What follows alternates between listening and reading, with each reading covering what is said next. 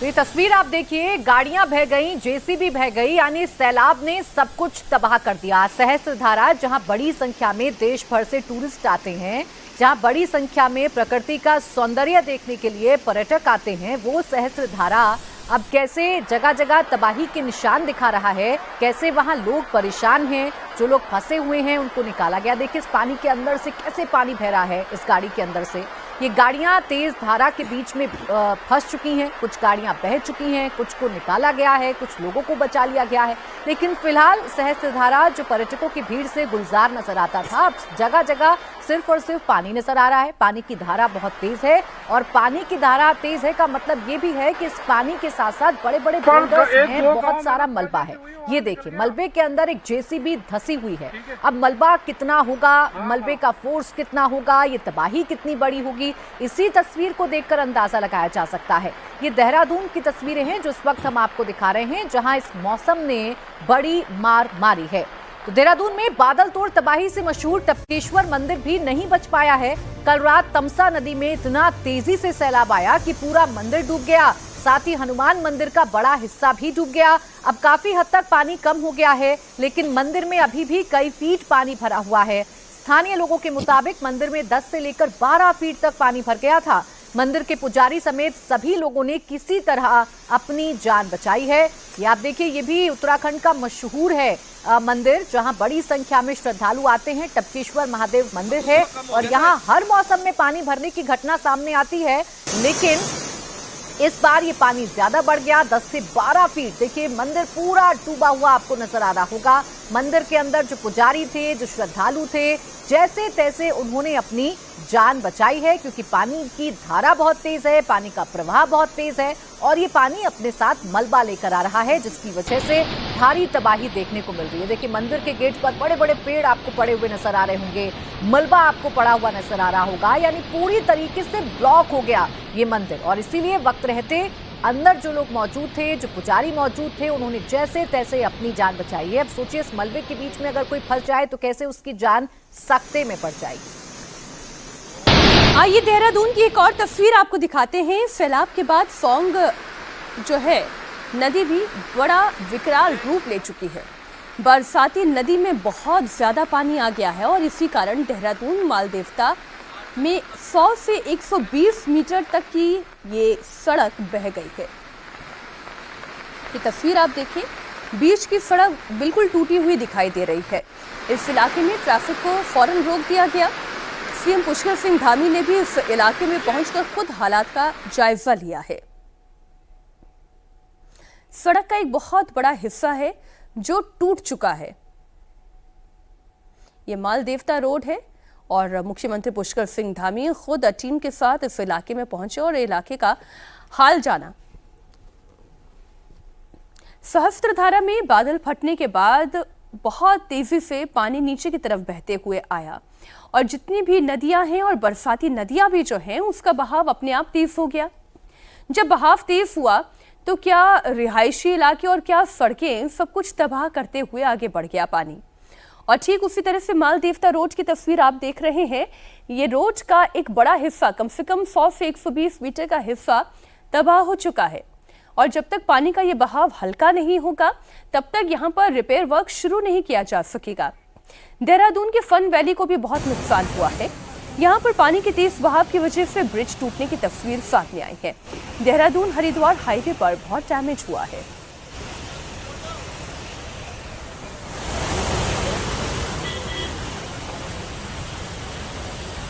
सहस्त्रधारा के कार्ली गांव के पास हैं। आप ये देख सकते हैं पुल से नीचे जो ये आप देख रहे हैं दुकानें, जो कल रात हुई तबाही की दास्तान बता रही हैं। आप पानी का वेग देख रहे हैं कि अभी तक ये वेग जो है कम नहीं हो पा रहा है। ये दुकानें जो है, एक तरफ कई दुकानें यहाँ पे टूट गई हैं, कई ये होटल जो कल तक ये अच्छे खासे होटल थे वो इस समय टूट के खंडहर में तब्दील हो चुके हैं। आगे मैं बता दूं कि यहाँ पे अभी भी जेसीबी मशीन लगी हुई है, जो आगे गांव के रास्ते जो जगह जगह से टूटे पड़े हैं वो उनको ठीक करने के लिए जा रहे हैं। इसी जेसीबी मशीन का सहारा लेके लोग इस पार से उस पार भी जा रहे हैं। तो आप तस्वीरें लगातार देख रहे हैं, तस्वीरें तबाही की तस्वीरें हैं। जो हाईवे है वो कैसे पूरी तरीके से डैमेज हो गया है, और तेज पानी हाईवे से बहता हुआ नजर आ रहा है और ये पानी हर जगह इस वक्त देहरादून में तबाही मचा रहा है। जितेंद्र नागवाल इस वक्त हमारे साथ जुड़ गए हैं, उनसे तमाम जानकारी लेते हैं। जितेंद्र, बताइए फिलहाल किस तरीके की तस्वीर देखने को मिल रही है, किस तरीके के राहत बचाव कार्य इस वक्त किए जा रहे हैं? मैम, जैसा कि कल रात को भारी बारिश के बाद आसन नदी में एकदम से फ्लड आ गया था और कुछ लोगों ने नदी के बीच में फंसे हुए थे और एक व्यक्ति ने बिजली के पोल पर खड़े होकर अपनी जान बचाई है और कुछ ही व्यक्ति खनन करने इस नदी में गए हुए थे, जिसमें ट्रैक्टर ट्रॉली सहित 10 से 12 लोगों के बहने की सूचना मिली थी। उसके तुरंत बाद ही स्थानीय प्रशासन मौके पर मौजूद है और एसडीआरएफ की टीम लगातार रेस्क्यू कर रही है।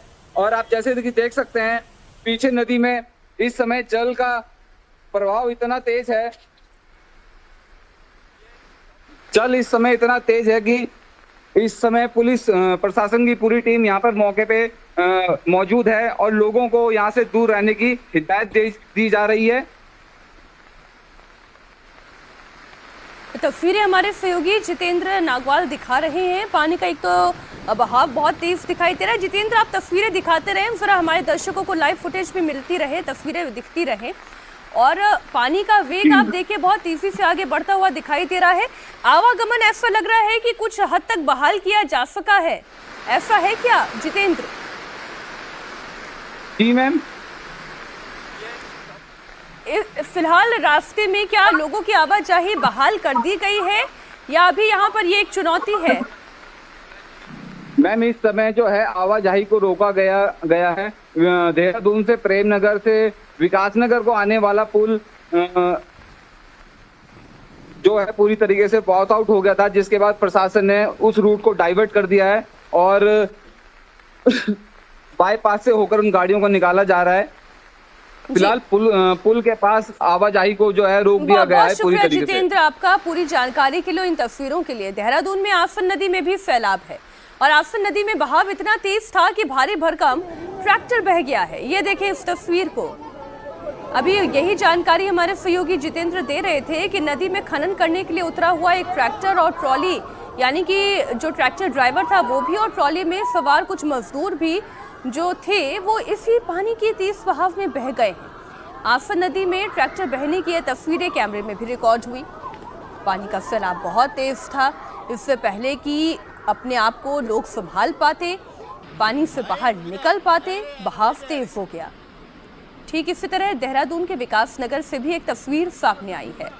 ये तस्वीर आप देखिए कैसे इस मलबे के, इस पानी के बीचों बीच एक शख्स फंसा हुआ है। हालांकि इसे बचाने की तमाम कोशिशें जो हैं वो की गई हैं। घायल अवस्था में ये शख्स आपको बचा हुआ नजर आ रहा होगा, अपने आप को बचाने की कोशिश कर रहा है, पेड़ के सहारे, कुछ पत्तों के सहारे अपने आप को बचाने की कोशिश कर रहा है और फिलहाल अभी रेस्क्यू ऑपरेशन किया जा रहा है। सहस्त्रधारा में इस वक्त कैसे हालात हैं, यहाँ नदी किस कदर रफ्तार से बह रही है, इसकी एक और तस्वीर इस वक्त आपको दिखाते हैं। आप देखिए रौद्र रूप ले लिया है नदी ने। नदी का बहाव बहुत तेज है, ऊंची ऊंची लहरें हैं और ये लहरें जो हैं इनके साथ मलबा है। मलबे में बड़े बड़े बोल्डर्स, बड़े बड़े पत्थर हैं, जिसकी वजह से ज्यादा तबाही की तस्वीर देखने को मिलती है। वो सहस्त्रधारा जहां भीड़ भाड़ रहती है, अब सिर्फ और सिर्फ पानी है और पानी की धारा या पानी का प्रवाह इतना खौफनाक है कि देखकर ही डर लग रहा है। कुदरत का ये कहर केवल देहरादून में ही नहीं बरपा है, बल्कि हिमाचल प्रदेश में भी सैलाब ने भारी तबाही मचाई है। मंडी के धर्मपुर में पूरा का पूरा बस स्टैंड सैलाबी पानी से तबाह हो गया। हिमाचल प्रदेश परिवहन निगम की 20 से ज्यादा बसेस पानी में डूब गई। कई निजी गाड़ियां, दुकानें और घर भी इसकी चपेट में आ गए। मंजर देखकर लोगों के अंदर खौफ है। आप पहले तो इन बसेस की स्थिति देखें। पानी जरा सोचिए कितनी रफ्तार के साथ आया होगा कि एक बस को उसने लुढ़का दिया है। बाकी बसेस भी तबाह हो गई क्योंकि मलबा अपने साथ जब आया, पानी जब अपने साथ मलबा लेकर आया तो इन बसेस को डैमेज करता हुआ आगे बढ़ता चला गया। तो तकरीबन 20 हिमाचल प्रदेश टूरिज्म की बसेस ऐसी हैं जो बर्बाद हो गई हैं। हमारे सहयोगी पुनीत परिंजा इस वक्त मौके पर मौजूद हैं, वो तस्वीरें दिखाएंगे। Puneet, over to you. आप बताएं कि वहां की क्या स्थिति है। देखिए मीनाक्षी, धर्मपुर के अंदर जिस तरह से फ्लैश फ्लड आता है और उसके बाद ब्यास नदी उसके बिल्कुल साथ से गुजरती है, क्योंकि बिल्कुल ब्यास नदी के मुहाने पर ही ये बस स्टैंड बना हुआ है। और क्योंकि मैं अभी रास्ते में हूँ, वहाँ भी नहीं पहुँच पाया हूँ, तो फिलहाल मैं आपको ये जानकारी यहाँ पर दे रहा हूँ कि जिस तरह से एक बरसाती नाला जो है, जो काफ़ी ज़्यादा, क्योंकि फ्लैश फ्लड की वजह से वो बरसाती नाला पूरा ओवरफ्लो हो गया, जो ब्यास नदी में जाकर मिलता था। लेकिन जैसे ही, क्योंकि ब्यास नदी में पहले से ही पानी काफ़ी ज़्यादा था, लिहाजा बरसाती नाला ब्यास नदी में ना जाकर बस स्टैंड के तरफ जो है उसने अपना रुख किया, और वहाँ पर धीरे धीरे जो था वो फ्लैश फ्लड का पानी जो है वो भरने लगा, जिसके बाद वहाँ पर काफ़ी ज़्यादा तबाही हुई। कम से कम 10 से 15 जो दुकानें थी जो बस स्टैंड के अंदर बनी थी वो उसकी चपेट में आ गई, बसें जो खड़ी थी वो उसकी चपेट में आ गई। ये देर रात का मामला है पूरा।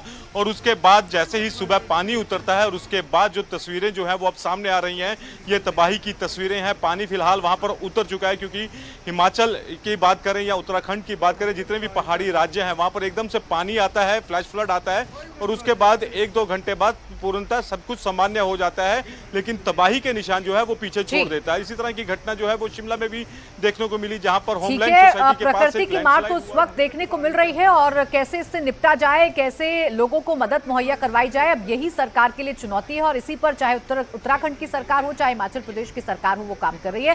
कुछ तस्वीरें आइए आपको दिखा देते हैं। शिमला में भारी बारिश से तबाही मची हुई है। यहाँ हिमलैंड के पास पत्थर अचानक खिसकने लगे, जिसकी चपेट में कई गाड़ियां आ गई। ये तस्वीर आप देखिए, जहां तक आपकी नजर जाएगी आपको मलबा ही मलबा नजर आएगा, और उस मलबे में दबी हुई गाड़ियां आपको नजर आएगी।